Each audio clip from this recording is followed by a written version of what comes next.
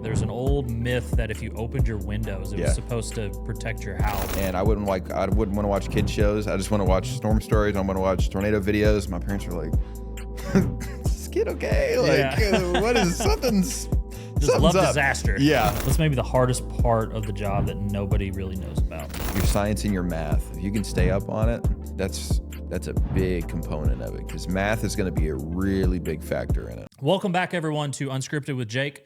The new format started last episode. We're into episode 2, I guess, technically, of Unscripted. So today's guest is a Louisville native, grew up watching the same weather patterns he now tracks on TV.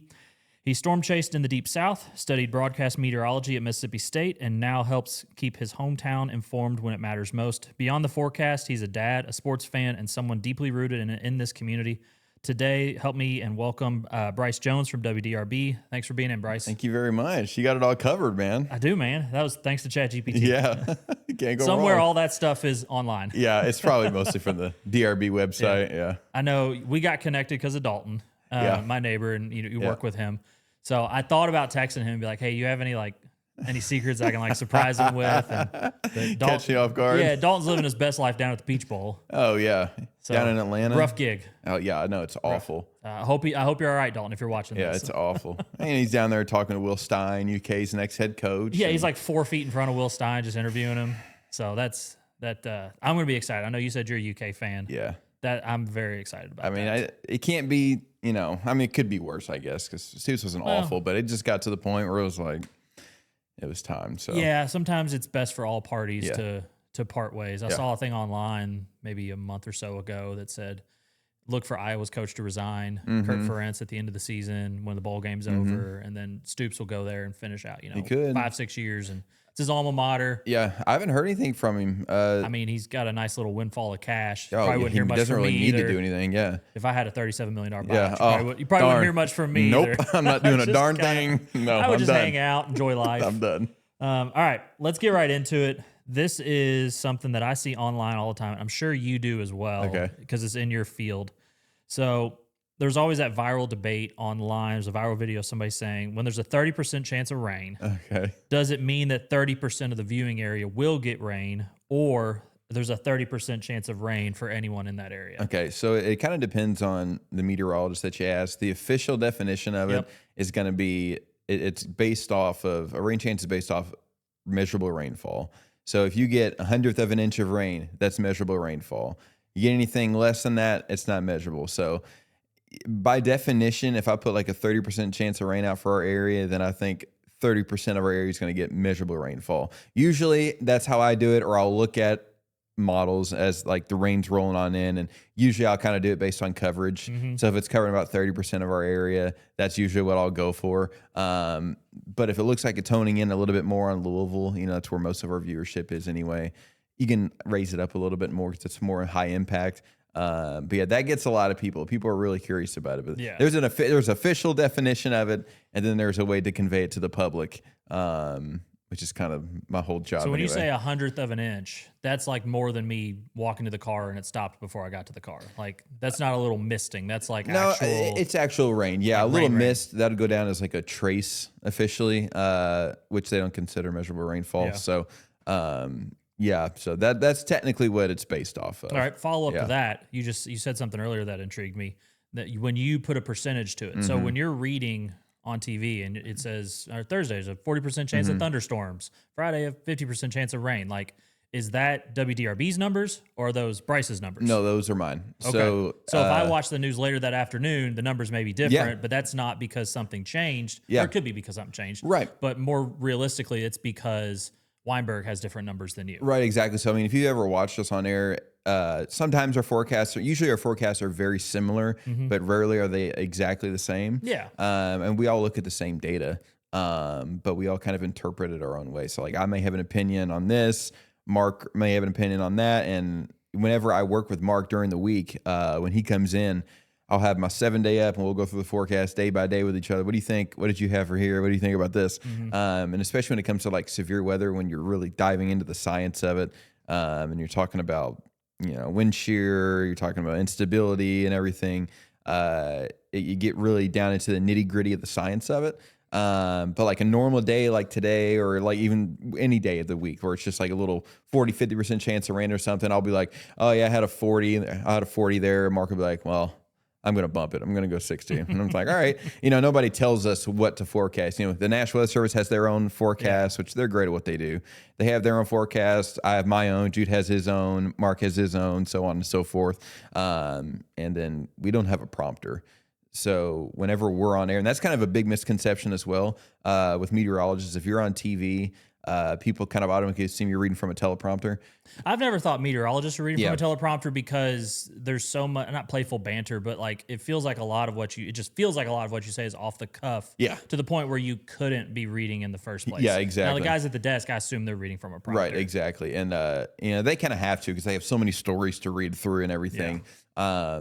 But us, it's kind of like we know what we're talking about, so nobody else can write it better than what we're saying, Yeah. And in order for it to come off like really laid back and conversational, it's better, in my opinion, not to have a script.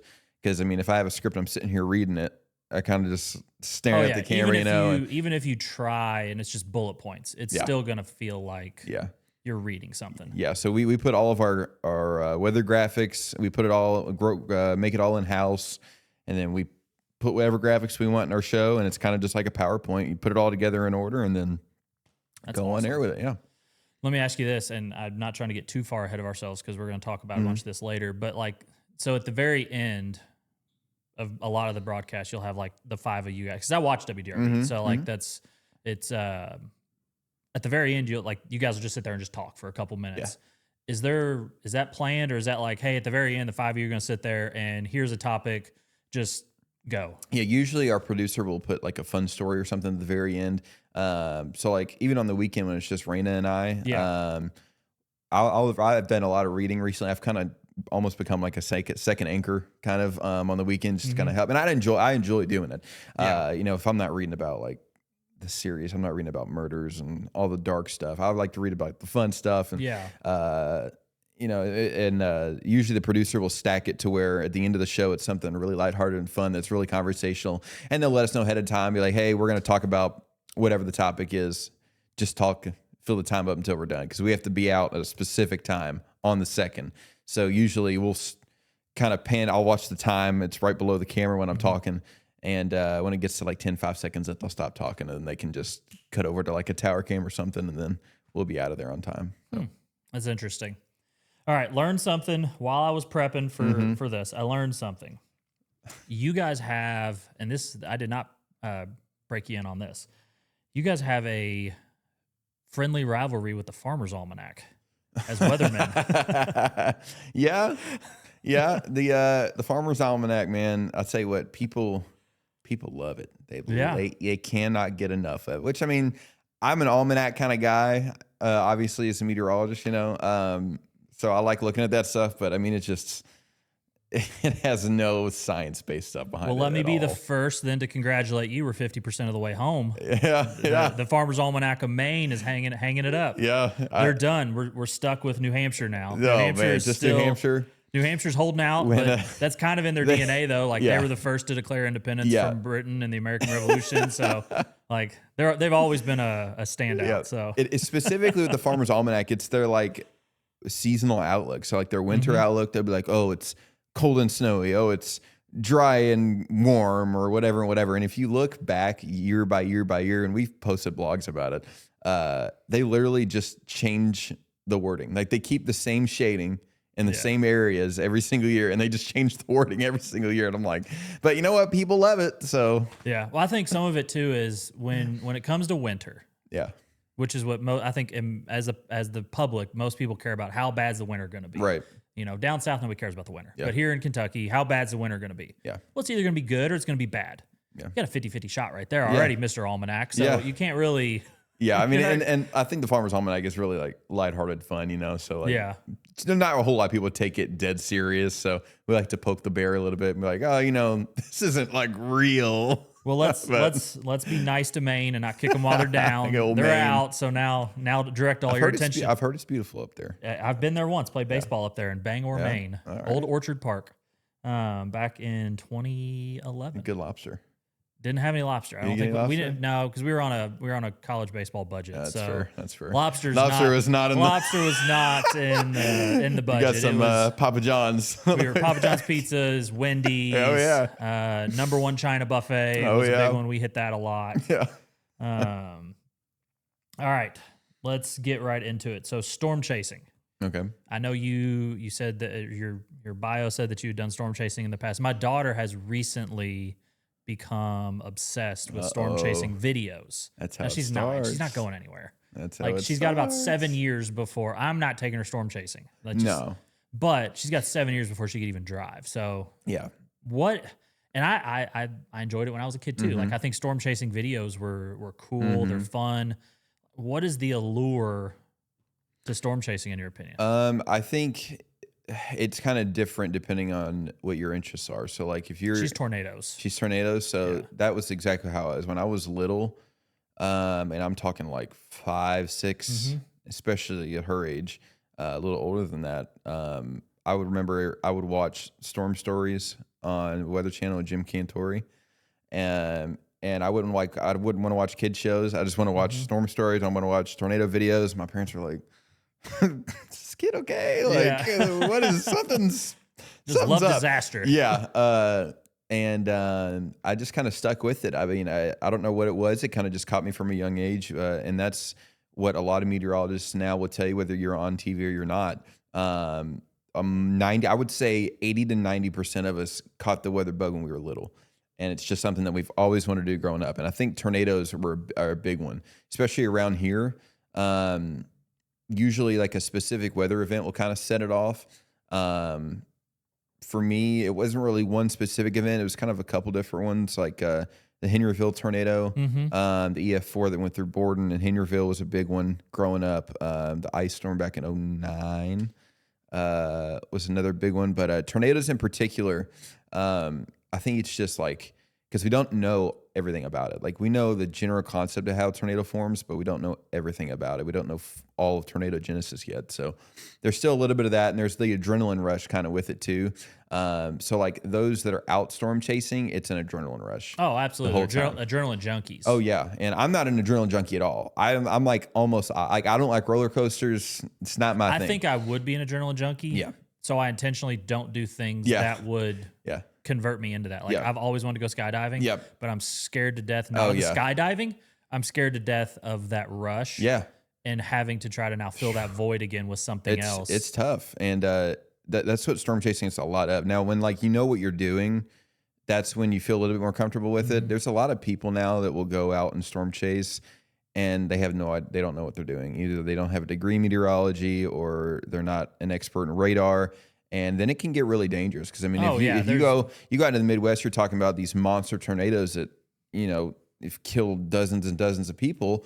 And I mean, there's been storm chasers that have been killed out in the Midwest because these things they're predictable, but their movement is pretty unpredictable. Tornadoes can bob and weave all over the place. Air flowing in that. I know not to explain to a weatherman how tornadoes work, but like you got air spinning in a circle that can go in any direction. And it can bob and weave, and it's not like chasing a hurricane where we've got a really good idea where this thing's going to go. You sit there, you ride it out, and it's gone. Tornadoes, it's like bang, bang. You got to know when it's happening because they can come and go real quick. So I was reading up a bunch of like things about tornadoes and like myths about them, and like doesn't matter. They can go over water. Doesn't matter if you're in a city. They can go over cities. Yeah. I saw one which I thought was interesting. There's an old myth that if you opened your windows, it was supposed to protect your house. Yeah, it's like all it's going to do is just have debris fly into my house. It had something to do with the pressure or whatever. And I mean, we had a tornado that crossed over the Ohio River a couple years ago. It went through near Prospect. It went up through Oldham County. It crossed the Ohio River like 3 times when it was going through. So these are like little myths about it. It's like, you kind of have to kind of step away from it and think about like reality. Like, what is a river going to do against a tornado that's got 200-mile-an-hour winds with it? Not much. Like, Lose a little bit of water. Yeah. All right. Keeping with the theme of kids and weather, my daughter's boyfriend, Carter, shout out Carter, good kid, great family.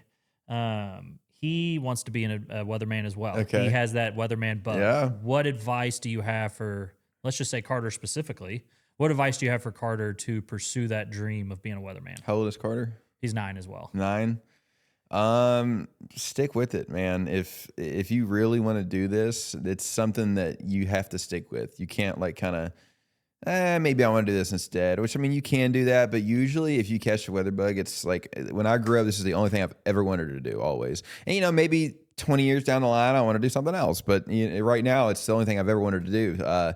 So for a 9-year-old, your science is huge. Your science is huge. I mean, at this age, you know, it's more like the broader concepts of weather that a lot of kids are learning now. Your science and your math, if you can stay up on it, that's a big component of it, because math is going to be a really big factor in it. What is it, do you think, about weather that, because he's not alone. Like it's not being a weatherman is not an oddly specific job. Like it's a lot of kids want to be a weatherman. Yeah.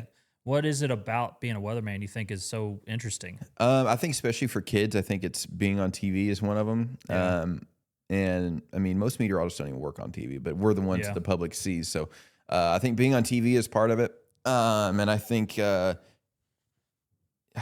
one of the main things. And I think just like the thing that I really like about it is my job's never the same every single day. I mean, I'm on TV every single day. I'm talking about the weather every day for the same area. But I mean, the weather's different. And whenever I do school talks with kids, which I do pretty often, especially with elementary kids, I'll be like, you know, I'll come in one day, I'm forecasting tornadoes. Come in the next day, or it's flooding, or this time of the year it's snow. Maybe then it's not snow. Then it's an Arctic outbreak. So I mean, it's kind of the unknown, I think, and trying to get the future right and predicting the future. I think that's really kind of a draw. I think that maybe has a little bit of an adrenaline rush as well. Like you don't want to hope disaster, right? But it gives you a little bit more confidence that like I read the model right. I knew that this was going to happen, and it did. I hate that it happened for everybody, but like it's a confidence in your own abilities. Yeah, absolutely. And that's the thing about being a meteorologist is like as soon as you get one right, you're only as good as the next one. So I mean, you may get this one right, but if you're forecasting, you know, a foot of snow and you get 2 inches of snow, well, then you look like an idiot. And then everybody's like, well, this guy doesn't know what he's talking about. So you're only as good as your next storm, is what Mark likes to say to us a lot, and what I really kind of hone in on. But I think it just the being on TV part, I think for kids is like a really cool aspect of it. And then kids, like you said, a lot of kids find the weather really interesting because there's so many different types of it, and it's so impactful too. I mean, everything we do is based around weather. Usually, I mean, everything outside obviously is based around weather. I mean, I think even recently there was a Chicago Bulls game. I want to say it was last night from when we're recording this.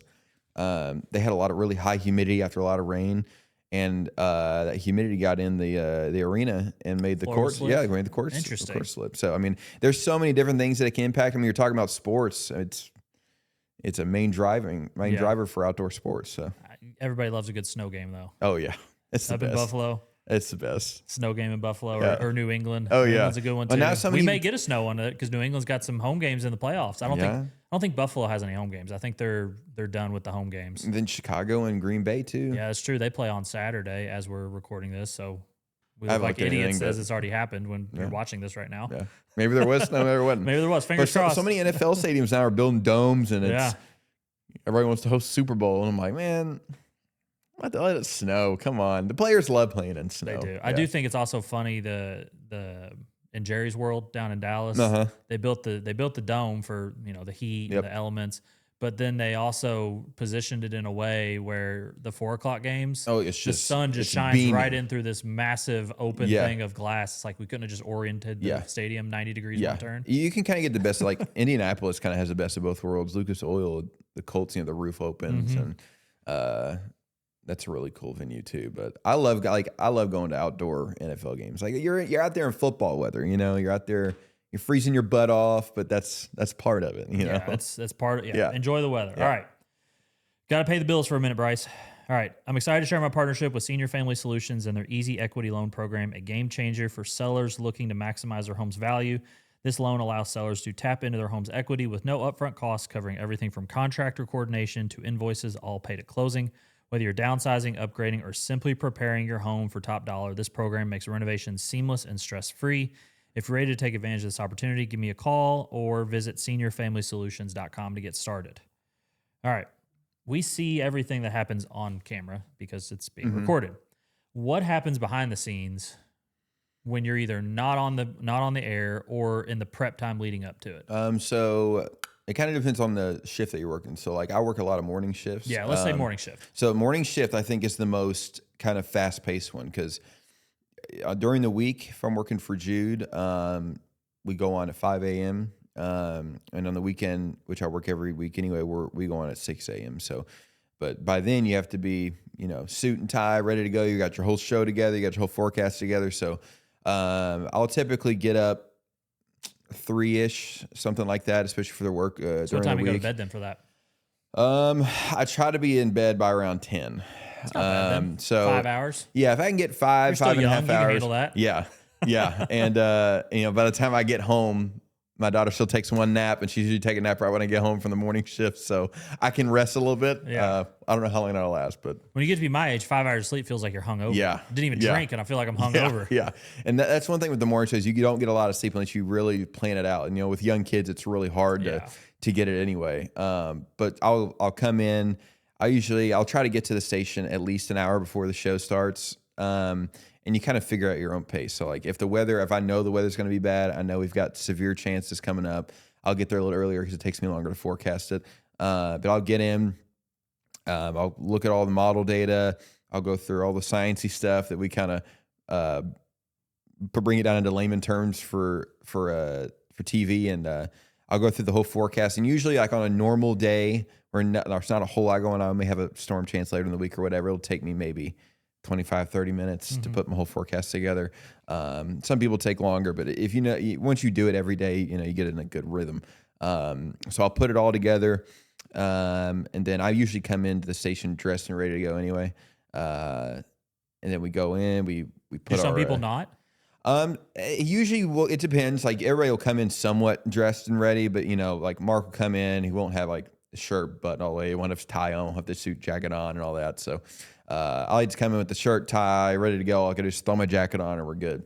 But then, we'll put all show together. I'll figure out what graphics I want to show that goes with the weather that's going on, something that's interesting, something that grabs people's attention or I can have fun with. And then getting hooked up and everything. So I'll put on my mic. I'll have to feed it all the way through everything so nobody can see it. And we wear a little earpiece so our producer can talk to us. How's that? I've always been curious about that. How long does it take for you to get used to that? I guess maybe you do something to the earpiece. Do you learn that through school? So yeah, when I was in college, we had one for practice, but you don't really get the gist of it until you're live on TV. You screw this up, everybody's going to see it. So it takes a little bit to get used to, but once you get used and practice enough to hearing somebody talk to you while you're talking and trying to stay on topic and try and stay on time, that's the hardest part. Is I kind of like call my producer my conscience. Like, all right, my conscience is telling me, all right, 30 seconds left, 10 seconds left, yada, yada, yada. So that's something I have to get used to. But when I'm not on camera, like after the show, during the week, I'm 9 to 5. So that time I'm updating our app, I'm updating our website, I'm writing a weather blog. We're doing live streaming now at WDRB, so we can cover anything. I mean, it can be a live stream with severe thunderstorm warning because we're not going to go on air for severe thunderstorms and aren't going to cut into an NFL game for a severe thunderstorm. So that's something we can do. We live stream on Facebook, on YouTube. All of that's something that we've added in. That's now part of my job, which I really like doing. It's like a kind of this new era now where streaming has become like the king of everything. Yeah. So streaming is a new thing in my job that I do when I'm not on TV anymore. So I would say about 80% of my job is off TV. Whether it's meetings, streaming stuff, updating the website, updating the app, things like that, going to school talks, public speaking, things like that is another big one. So, TV is just kind of a small part of it, but it's kind of the main thing that most people see. So. Yeah, exactly. That's why I was kind of curious what goes on behind the scenes. Yeah. Let's see. What's maybe the hardest part of the job that nobody really knows about? I would say your schedule. So, I mean, if you're in TV, no matter what you do, your schedule's kind of wonky anyway. Luckily, I can relate. Yeah, exactly. So little sleep is kind of one thing, but I mean, if you can kind of pace yourself out and to get into a rhythm, it's not awful.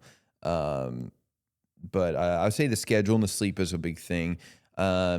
Keeping your composure is another thing, especially when you're talking about tornadoes. Yeah, that's got to be tough. Yeah, it is tough.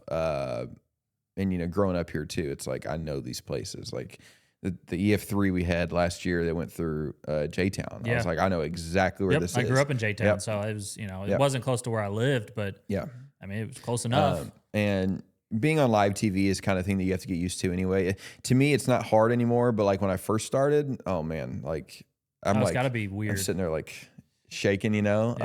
The good news is internet forgets really quickly. Yeah, it does. Thankfully. It does. Unless you do something crazy and somebody picks up on you. But I don't know if you're going to be able to do anything that crazy in the weather room. No. So I think just kind of keeping your composure, staying on time is another big thing. A lot of people don't realize. And being in the public eye in general can be a little tough.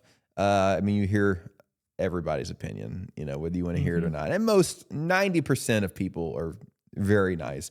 There's always that little bug in your ear from someone who's unhappy about whatever. Yeah, they're going to complain about everything. Yeah. It's the same person that complains that there's no open lanes at Kroger. Amen to that. Amen to that. You know, it's like, if they're not complaining to you, they're complaining about something else. Right. So you kind of have to have thick skin. And that's something that I learned pretty quick coming out of college. Like when I was still in college, I had a job in Tupelo, Mississippi at a station down there.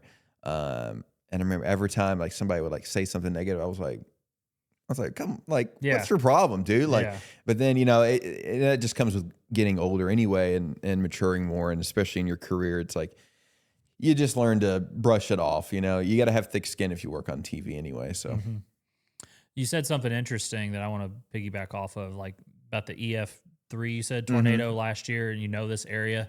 Like, how do you compartmentalize? I have a job to do. It's tell people about the weather, but I also have a job to do, and that's just be a human being. Yeah. And these are places I know. These are like, there's, you know, I can't think of anything off the top of my head, but there's an O'Charlie's there. Like, I used to take my family there. Like, there's like all these little things that, how do you compartmentalize and keep calm under pressure? Yeah. Like So that? I think when you go into a tornado warning, I think the first minute, if you watch the first minute, is a little like, and then like your nerves calm down, you settle in. Once you do it enough, it's just kind of bang, bang. And you just kind of settle into it and you're like, all right, here we go. So like if we have like tornado warnings out in Louisville, I mean, my whole family's here. All of my friends are here since I grew up here. So usually people will know ahead of time because I can't just be sitting there texting on my phone while I'm trying to, you know, I mean, there's people that are relying on us for life-saving information. And that's something that you have to keep in the back of your mind, but you also don't want to focus too much on. Because, I mean, if I focus on like, all right, I've got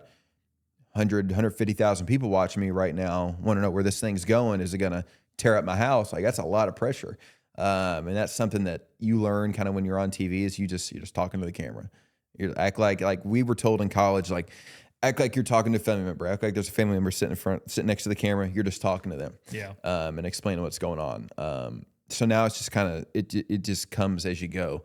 But, you know, when something's moving through Louisville, I know where certain people live, and I'll try to call out as small streets, town as I can to let people know. I mean, there was an instance, I don't think it was the J-Town one, but there was another warning we had where radar was showing decent rotation. It wasn't on the ground, but it wasn't far from it.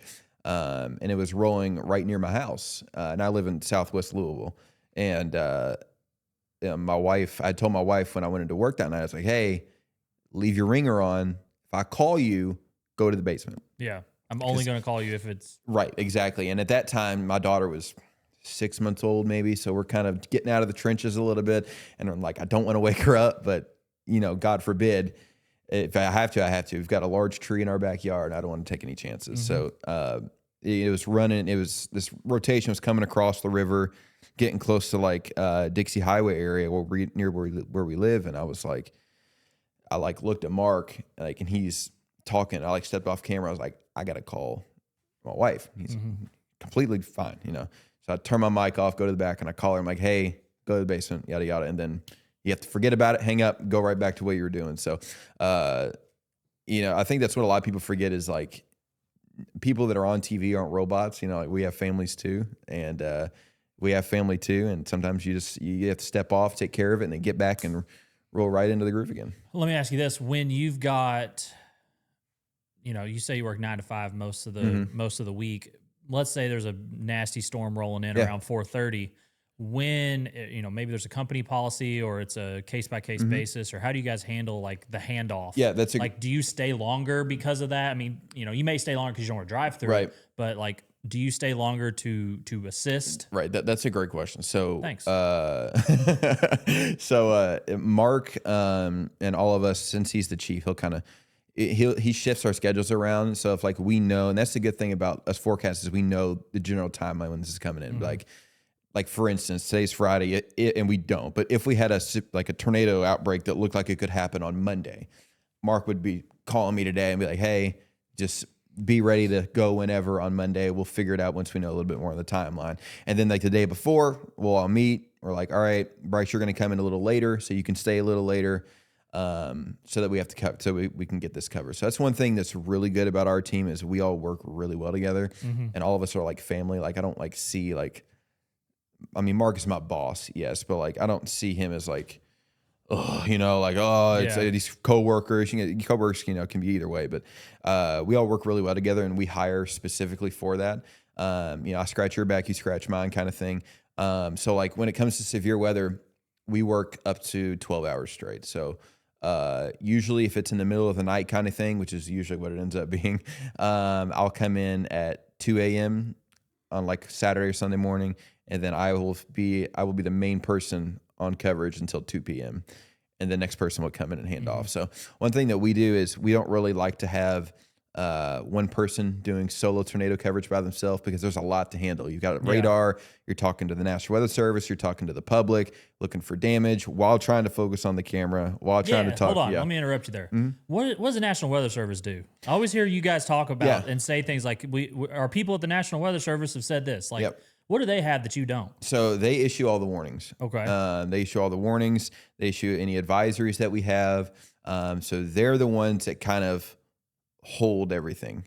And then we have a chat with them to where they'll let us know, hey, we're watching this storm. We may put a tornado warning out on it soon, kind of giving us a heads up. Do they ever catch things that you don't, or vice versa? You're like, they should be paying more attention to this, and they're not? Yeah, so we don't always agree, which, I mean, whatever. Yeah, that's what partners are for. You're not always going to agree with them. So sometimes like they'll put like a tornado warning out for this storm, and I'll go on air and I'm like, I don't really see it, but regardless, it's tornado warning. So you need to be in your safe place. But I mean, as soon as I say that, these things can spin up like that. So there's some things that they won't agree that what we agree with. So, but the general consensus is like, we'll be chatting back and forth. Like, hey, do you see this? Yeah, we see this. Okay, and then it's so on and so forth. So the National Weather Service will put out all the warnings. We don't put out any warnings or any watches or anything like that. And most of our severe thunderstorm watches and things come from the Storm Prediction Center out in Norman, Oklahoma, which is kind of the hub of severe weather out there. So they control all severe risks, all watch boxes, and everything that go out usually 6 to 12 hours ahead of time. And we don't even agree with them all the time. Sometimes it's like, we don't need to be in this risk. Like, because the Storm Prediction Center, the thing about them is they have to focus on the entire country rather than like one area. So like, in my opinion, it would almost be better if there were like regional offices of them. That way they can focus on specific areas. Cause it's like, Storm Prediction Center, it's like, all right, what's the difference between putting it at this county and putting it at this county when I got to focus on 4 states to cover? You know what I mean? Yeah. Here's a dumb question for you. My peanut brain when it comes to weather. Why are the bad storms at night? Why does Mother Nature wake me up at 2 a.m. and not 2 o'clock on a Tuesday? A lot of times it just depends on where you are. For our area, we get a lot of it at night. We get a lot of nocturnal tornadoes. I don't think I've ever been in my basement during the day. Yeah, right. And a lot of that's because you get your most of your instability, which you have to have for storms to happen. You get that based off heat, and you need to get based off high dew points. And usually you get your most heat and your high dew points right at the peak heating of the day. So 4 o'clock on. is going to be when you have your most storm energy available. Gotcha. So that's when your storm's eating up on us. So usually we're not going to have severe weather at 8 o'clock in the morning because that's when it's the coolest point of the entire day. So if we did, would it just be like a mega storm then, if that's the case? Yeah, or like this morning, for instance, I mean, it was windy and we're already in the 60s to start off the morning. So it kind of just depends on the pattern that it's going in, but usually during the spring, that's usually when we hit our peak, is that mid to late afternoon. And then we have a lot of instability available through about midnight or so, as long as we're staying warm. But I mean, there's so many factors with severe weather. You have to have instability and warmth. You have to have wind shear, which is change of direction with height. So like if our winds are out of the south here at the surface, but they're out of like the west or northwest, a mile above the ground, then there's going to be some turning in the atmosphere. So, what do you think is something that weathermen do well to keep the public's trust? I think in general, not just you specifically. Yeah, I think just being real, like trying not to be like I like to call it hype beasts. Like you don't want to like overplay this. Like you always have to keep people's attention. That's how you keep a job. If nobody watches me on TV, I don't have a job. But it comes down, but then people pick up on that. Like if you're like blowing this out of the water, you're overdoing it, you overplay it, and then it ends up not being anything, and then people don't trust you. So I think it's just being real. Like sometimes I'll be on TV and I'm like, I don't think this is that big of a deal, honestly. But if you got outdoor plans, you may run into a few of these showers, whatever. But I think being able to keep your audience and being a trustworthy meteorologist is your number one kind of thing, instead of, you're not really focused so much on ratings as you are on how much people trust you. Because if people trust you, they're going to watch you regardless. Yeah. Do you think your process is different because you're reporting the area that love, and grew up in? Yeah, absolutely. I mean, if you were in Tallahassee, Florida, do you think you would be a different type of weatherman? I think in some ways, I think I have a lot of care since I know this area so well, since this is my home. I would be watching this even if I wasn't working here. Yeah. So, and I mean, the longer that you're in places, of course, the more comfortable you grow with the people there. But since I grew up here and I know so many people here, it's almost like I'm like talking to a large family, the whole city almost, and trying to keep that focus of like, hey, look, I know we've got this weekend. I know a lot of people go to these events this weekend. It's going to be washed out, that kind of thing. So, and we have to be, and we're out in the public. So, I mean, like, if I come on TV and I overplay something. Yeah, you still got to go to Meyer. Yeah, you still got to go out in public. And people, they don't hold back. If you're out in public and you get something wrong, you're like, hey, you said we were going to get a foot of snow. We got an inch. Yeah, where's it at, man? Yeah. So, people hold you accountable. Can you think of anything off the top of your head? It's just popped into my head right now. Can you think of any storm events that maybe we dodged the bullet on? You're like, oh, that was shaping up to be something catastrophic, and it just kind of was a nothing burger when it was all done. So the EF3 was bad, but it could have been much worse. It went through a really industrial business area at night when nobody was there. That was huge. If that went through just a mile one way or the other is a neighborhood. Yeah, if it went through a neighborhood, you're talking about injuries, if not fatalities. I think the biggest one that we've missed, thank God, was the December 21 tornadoes in Mayfield, Dawson Springs, and even more recently, this past year in London, Kentucky, down in that area, in Somerset. Those very well could have been 70 miles north, and rolled through our area. I mean, if we had that EF4, almost EF5 that rolled through Mayfield, if that rolled through the metro, that'd have been catastrophic. Loss of life, loss of property. That one was one of the really big ones that we kind of dodged a bullet on. And then, so one of the more recent ones was the London and Somerset ones. Can you think of any storms that just, maybe a time or a place where the storm just fizzled into nothing, and you're like, how that doesn't make any sense? That should have been way worse, and now it's just a thunderstorm. Yeah, Mother Nature's going to do what it wants when it comes down. So, I mean, you can know the science of it. Sometimes it plays out. There was a storm that kind of did the opposite. A couple of years ago, all of us had gone home. May have a couple storms tonight, not a big deal. This thing popped up into a really strong severe thunderstorm. It had huge hail on it. And we were like, where does this come from? So usually those are the ones that we kind of have to keep an eye on, but we're always prepared, instead of it catching us off guard. So it's always a good thing if it dissipates really quick.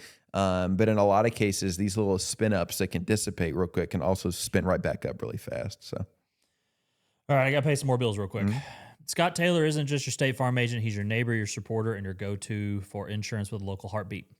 Protect what matters with someone who knows what matters to you. Scott Taylor at State Farm, where local really means something.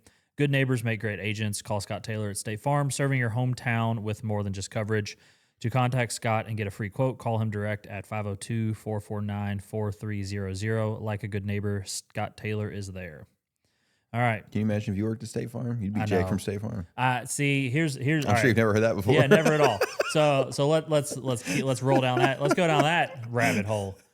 They had a guy in the 90s, early 2000s, whatever, Jake from State Farm. Yep. Amazing commercials, hilarious commercials, tons of commercials. And then it kind of started going away. Yep. I got Jake from State Farm a lot back then. Kind of sort of went away. And then they brought the new Jake back. Yep. And now it's back with full force. And now he's like a celebrity now. Yeah. Like he's sitting courtside at NBA games, and I'm like, I know the other Jake. The old Jake was a State Farm agent. Was he really? Yeah. Man, I know he's pissed. Back in my previous life, I managed health clubs, and we had a State Farm agent that was a member at the club. And we would always make the joke about Jake from State Farm. And he was like, he's a real agent? I was like, oh, really? He's like, yeah. He's like, State Farm tries to put, at least back then, I don't think they'd do it anymore, but back then they would try to put as many Real different employees, agents as they could into the commercials. He said, I was in the background of one of the commercials at one point. But it's just like kind of a, thank you for your, thank you for your service kind of thing. Yeah. But yeah, the new Jake from State Farm, I think he's just a hired gun. Oh yeah. He's a face. Just a hired gun. For sure. All right. If you go back to younger Bryce, what advice would you give younger Bryce? For my job in particular? Whatever. Dealer's choice. I think just stick with it, because the math behind it, especially when you're in college for this job, gets really hard. Really hard. Yeah, I took calculus 1 through 3, and then you take differential equations, which is like a step above Cal 3. Math I had a real hard time with in college. I was always good at math.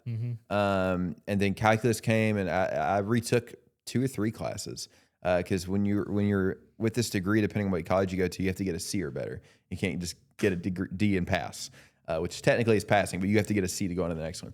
So there was like a couple instances where I had to retake a couple math classes. There's certain degrees I think a C or better should be required. Yeah. Engineers. Yes, exactly. Architects. Yeah, for sure. Actually, I don't know. Architects just design stuff. Engineer, yes. Weatherman, yes. But yeah, math I think was one of those things that that's kind of like the classes that weed people out. Like if you're not serious about it, this is when you're gonna dive off. Just stick with it, and just be yourself. I think when I first started on TV, when I was still in college, and I had a job down there, it was like I'm trying to be like this like perfect person on TV, and I've grown to learn over the years. It's like people just want to like, you don't want to be some boring monotone,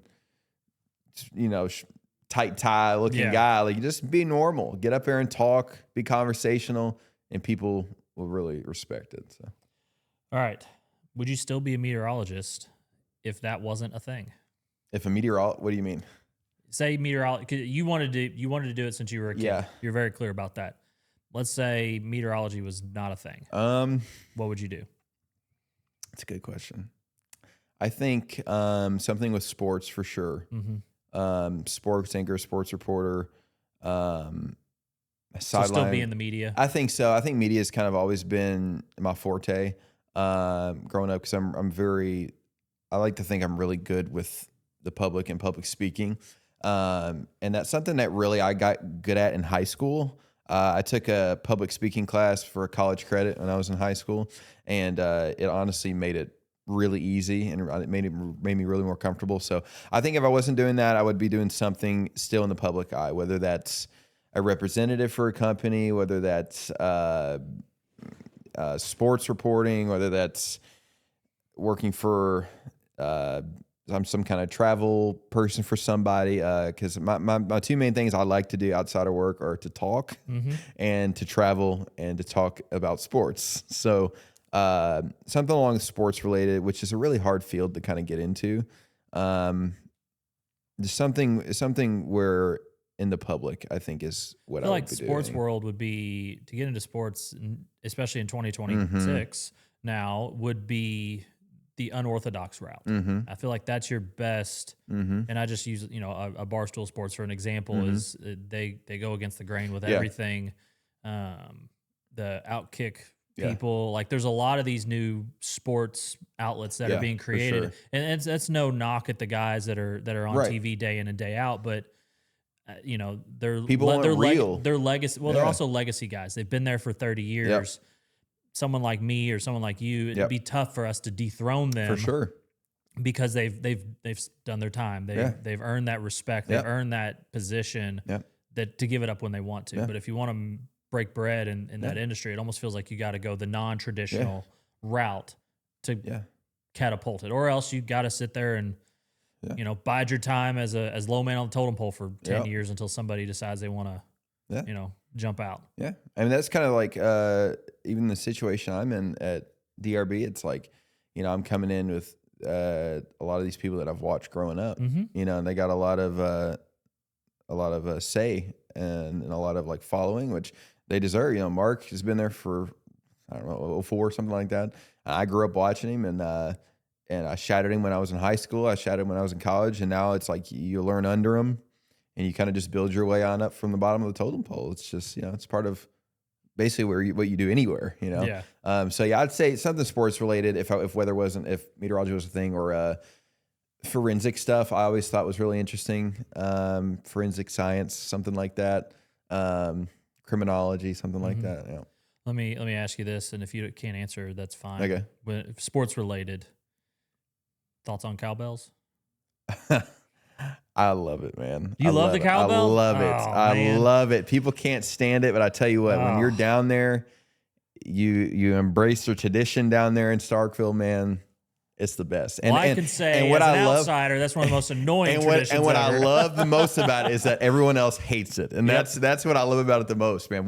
I think no one's ever indifferent about a cowbell. No, I think it was a year or two maybe after I graduated. Our women's team was playing U of L women's team basketball in the Final Four, and I remember me and my dad and my brother. we went to Buffalo Wild Wings, and we brought our cowbells with us. I was going to ask you that. Do you have a cowbell? Oh, I got a few. I should have brought one, man. If you told me, I should have. He's like, no, you shouldn't have. That's all right. Cut it off now. No worries. Yeah, man. We brought it, and we were ringing it in the restaurant and everything. And it's the fact that other people don't like it that makes me like it even more. Yeah, that's fair. I can get behind that. The fact that you just lean into it because nobody likes it. That's the real reason why I like it. And Mississippi State is kind of like a very rugged blue collar school, and it's in Starkville, which is a small town down in Mississippi, in the and middle of nowhere. It gets a lot of hate from a lot of people that have never been there.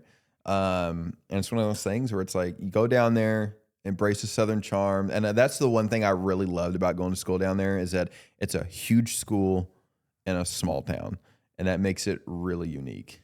Yeah. Yep. All right, let's do lightning round, and then we'll get out of here. Okay. All right, no pun intended on the lightning round, by the way. Most overrated storm myth. Heat lightning, for sure. Heat lightning is not a thing. All right. That gets a lot of people. It's just all it is just a thunderstorm that's way out in the distance that you can't hear the thunder from. Yep. All right. Favorite weather app not named WDRB. Not the Apple Weather app. That thing is awful. All right, let me delete that off my phone after this. this. It is garbage. I'm not paying for one either. If so you, like radar wise, Radar Scope is by far the best. It costs like $10, but I use Radar Scope every single day. Temperature wise, a local station app, whether it's us or whoever. it should be. Yeah. I have your app. Yeah. It's the only news app I have. If you want like your local stuff, what's happening at your house, in your city, your local station, no matter where you are, is going to be your best bet. All right. Let's see. A storm you'll never forget. one that I've covered, or just in general? Henryville was a big one growing up. That one was really bad, but also really impactful. The '08 or the '09 ice storm was another one. I think the EF3 in J-Town was kind of the first one since I've been at DRB that moved through the metro. That was a really big one. That was a really impactful one. And then the December tornadoes. I remember that night, I saw what was going on. I just picked up my wife from her work Christmas party, and I was Ubering her basically back to our house. And it was like midnight, and I saw what was going on in Mayfield, and the trajectory of it's taking it up into our area. And I was like, man. So I put her to bed. I told her I'm in here sleep in the basement because I didn't know what was going to happen that night. And I was like, you've been out partying with your work friends all night. You're not going to wake up. I just sleep in the basement. Yeah. Cool. Slept on the futon or the couch we got in the basement. And I went into work shortly after midnight, and I was there for forever. And it was one of the more impactful days because you saw the immediate aftermath of what was happening down there. And it just kind of like, that's one of those that hits you. And I think we lost one or two people in our viewing area from a tornado down in Taylor or Hart County. I can't remember. And that was kind of the first time where we had lost some people in our viewing area. And that's one of the things that kind of impacts you a lot for the first time when you lose somebody that, like could have been watching you. That's when it like takes a step toward reality even more. So. All right. If you could cover weather somewhere other than Louisville. Oh man.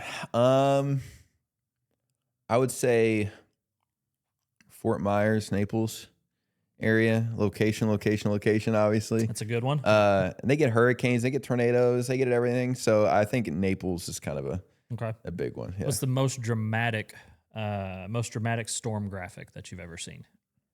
Graphic? Yeah. Oh boy. It doesn't have to be from here. No. I think the most dramatic one I've seen, I'm not going to name any names, but it wasn't ours. And it was a long time ago, so they may not even have it anymore. The station was trying to convey, I think, damaging wind gusts and what they can do. And a lot of stations now use what's called augmented reality graphics. So it's like the 3D graphics that look like it's coming out of the ground next to us. We use them, but we don't go overboard with it because we want people to focus on what we're saying, not on the graphic next to us and try to get distracted by it. I think this station used one, and it was like a huge power line. And I mean, it looked good. Don't get me wrong, it looked good, but you want to talk about distracting. It's like a huge power line. And then this wind gust comes through, and all these power lines come crashing down into the studio.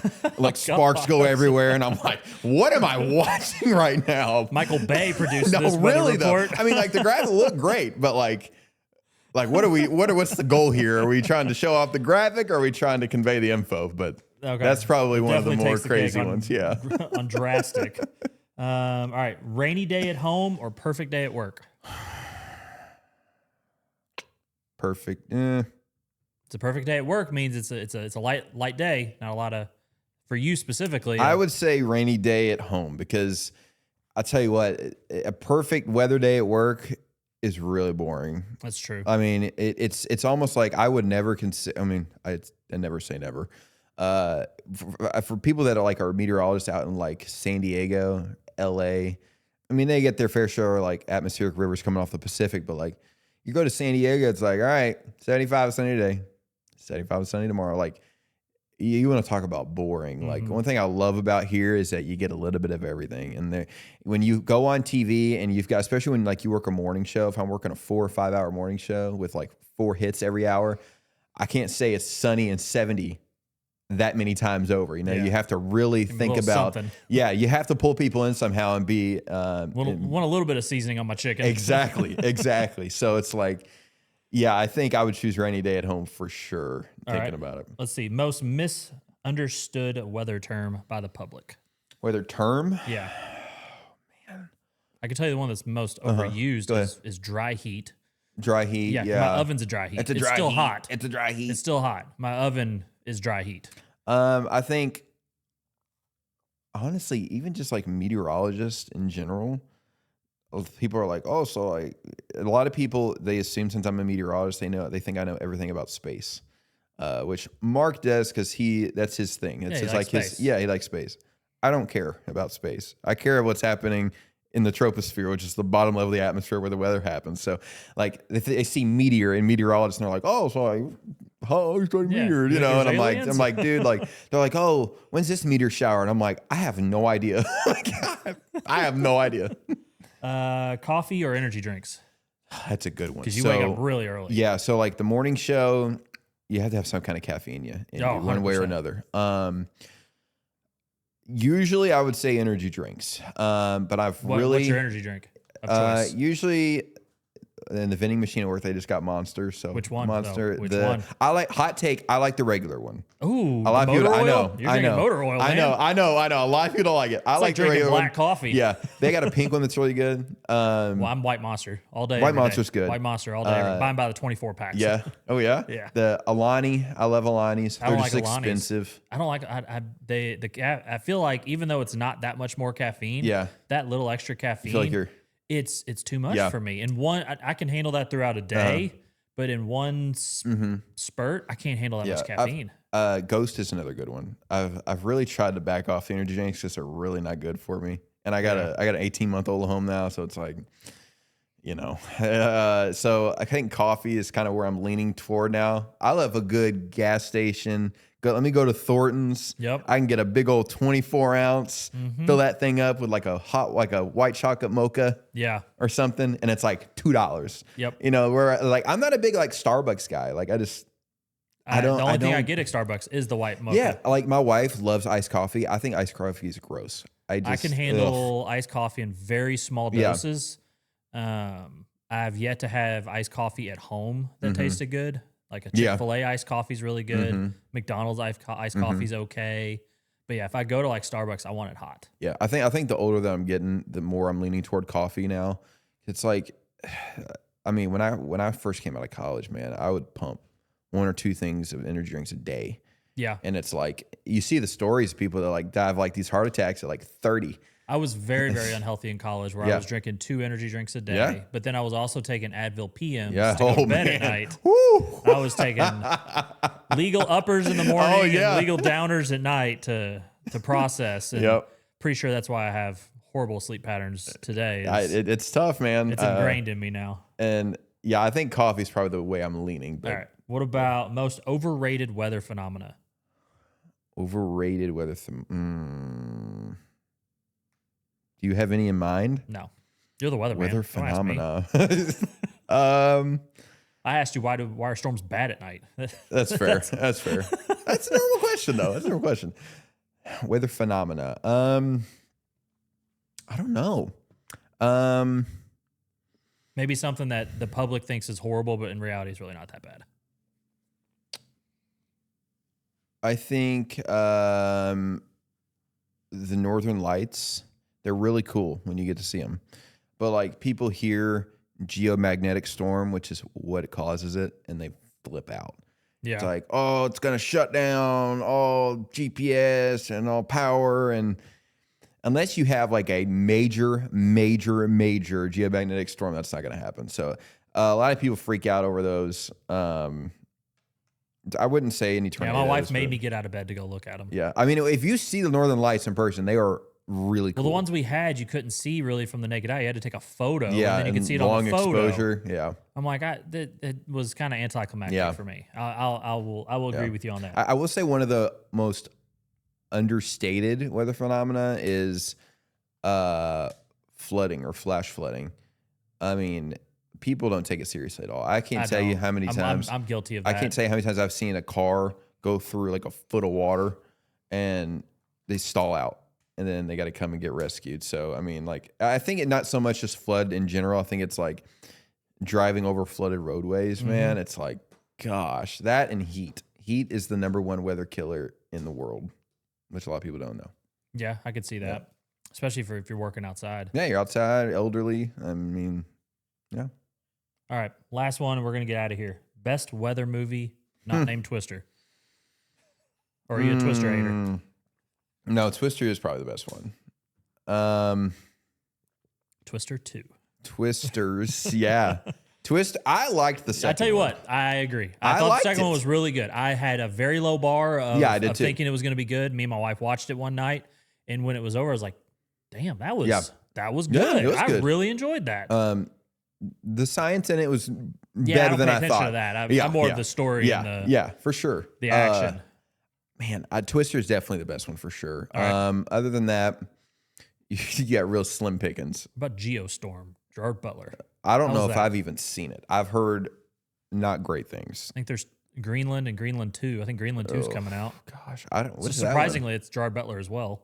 I don't know if I've There seen was like that an end one. of the world cat. It was like I think it was like a meteor hitting Greenland. I think yeah. it was called Greenland. I could be completely Yeah. wrong, honestly. I don't think I've actually seen it. There's one that I like purposely watched because I thought it was going to be good, and it's called Weatherman, and it's got Nicolas Cage in it. Yep, I know what He's you're the talking Weatherman. about. I was like, this is all right. Yeah, Awful. Terrible. It unfortunate. has nothing to do with that at all. It like goes off into like this like Just happens to be he sappy is a love weatherman. movie. Yeah. Yeah. That's a go. I'd say there's a new one coming out. I think Steven Spielberg is the director for it. And the main character is I can't remember her name. I want to say Emilia Clarke, but it's not Emilia Clarke. Who is Kaczynski's wife. It's always good. yes. Emily Blunt. Emily Blunt. Yes. I think she's one of the main characters in it. She's like she's a meteorologist in it. And it starts off and like it's like a weird alien movie or it's a something. thriller movie. Yeah, I know what you're talking about. I've seen the preview for that. Yeah, it's a thriller movie. Man, I think the worst one I've ever seen was a Hallmark movie, which I should tell you all you need to know there. It's fair. And my wife made me watch. She was like, "You just got to watch it." It's like I'm not. This is gonna piss me off. I don't want to watch this. Sure enough, and like this girl is a meteorologist or whatever, and the guy comes back from being out of town, and she's like trying to explain to him how the weather works, and she's like, "Yeah, you see this tower right here? This is where I get all my weather information from." And she's got like this rundown iPad in her hand, and it's literally just like a cell tower. And I'm like, "What are we doing, man?" Like, but Twister's definitely All right. the best. Well, one, so. shout out to me on timing this out because we hit the hour mark How about and that, the last man? question. Yeah. So we pulled that off quite nicely. All right. Anything you want to plug? How can people watch you? How can people follow you? All that good stuff. You can follow me on Facebook, meteorologist Bryce Jones. Bryce with a Y. A lot of people spell with an I, but B Rice, Bryce with a Y. You can follow me in there. I'm on Twitter, Bryce Jones WX or X now. And I'm on. You do the morning show, yeah. Yeah, I do the morning show on the weekends. Saturdays from 6 to 10, Sundays from 6 to 9.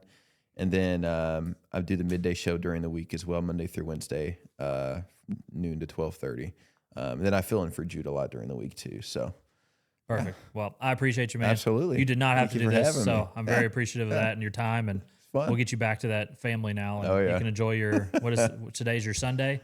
yeah, I say it's my Sunday. Today's your Sunday, Yeah. so we'll get you back to, maybe get home in time for football. All right. All right. Other than that, like, subscribe, unsubscribe, resubscribe, do all the things you're supposed to do, and we will see you next time. All right.